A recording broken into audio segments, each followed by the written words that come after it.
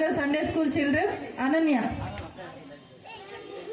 వచ్చి మన మధ్యలో సృష్టి క్రమాన్ని, దేవుడు ఈ సృష్టిని ఎన్ని రోజుల్లో చేశాడు, ఏ రోజు ఏది చేశాడు అనేది మన మధ్యలో చెప్తుంది. వందనాలు. నా పేరు అనన్య. నేను చెప్పబోయే టాపిక్ సృష్టి క్రమం. దేవుడు 6 రోజుల్లో సృష్టిని పూర్తి చేసి 7వ దినమున విశ్రాంతి తీసుకున్నాడు. దేవుడు 1వ రోజున వెలుగుని చేశాడు. దేవుడు 2వ రోజున ఆకాశాన్ని చేశాడు. దేవుడు 3వ రోజున ఆరిన వృక్షాలను చేశాడు. దేవుడు 4వ రోజున సూర్యుడు, చంద్రుడు, నక్షత్రాలను చేశాడు. దేవుడు 5వ రోజున చేపలు, పక్షులను చేశాడు.